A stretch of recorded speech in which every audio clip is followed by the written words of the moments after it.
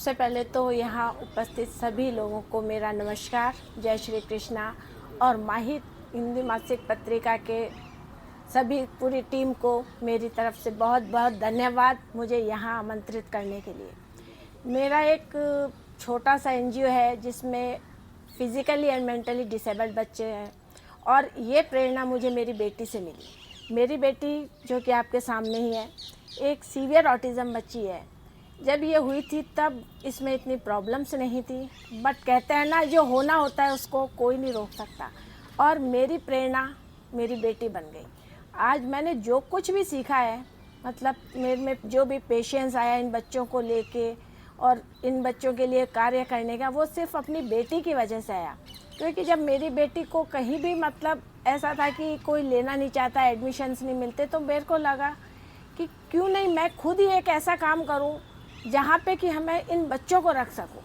और आज मेरे पास मोस्टली लेबर क्लास फैमिली के बच्चे हैं।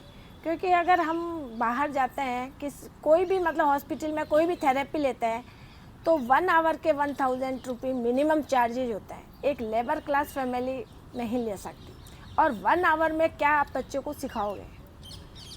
और सबसे बड़ी प्रॉब्लम ये भी होती है कि इन बच्चों के साथ कि इनको मेडिकल फैसिलिटी नहीं मिलती। आप गवर्नमेंट हॉस्पिटल में इनका ट्रीटमेंट नहीं करा सकते, क्योंकि ये बच्चे इतने देर वहाँ ना तो पेशेंस होता है, इन बच्चे में रुक नहीं सकते, भीड़ होती है। प्राइवेट में जाओगे तो आपके साथ क्या होगा, पैसा इतना लूटेंगे कि आप सोच नहीं सकते। आज से 2 साल पहले की बात बताऊं, मेरी बेटी की 2 दाढ़ निकलवानी थी। मैं प्राइवेट हॉस्पिटल में जाती हूँ। नेचुरल है कि इन बच्चों को एनेस्थीसिया दे के ही इनका ट्रीटमेंट किया जाता है। आप लोग सोच सकते हैं कितने पैसे मांगे गए। 1 लाख रुपए।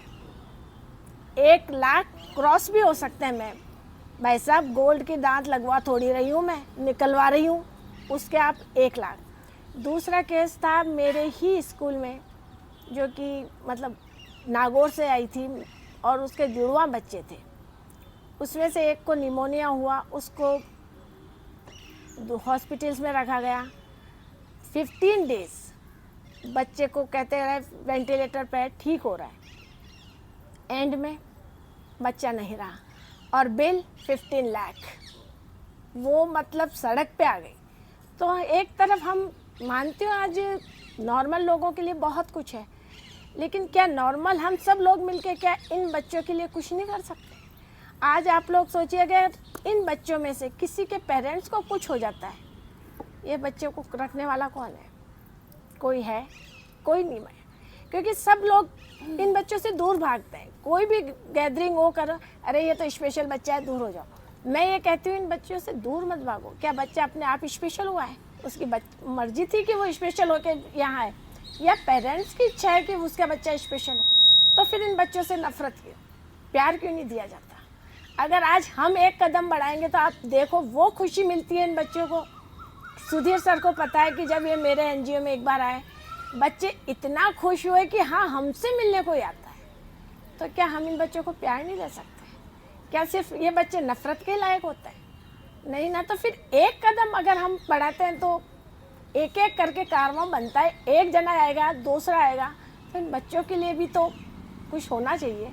अगर मेरा मतलब इस ज़िंदगी का जो सपना है, शायद ऊपर वाले ने चाहा तो पूरा ज़रूर करेगा, कि एक ऐसा होम बनाऊं जिसमें पेरेंट्स बेफिक्र होकर रह सकें कि अगर हमें कुछ हो जाए तो ये बच्चे मेरे अपने बच्चे बन के रहें। और आज मेरे पास जो बच्चे हैं, 9 to 7 o'clock तक मेरे पास रहते हैं और बिल्कुल फैमिली के जैसे।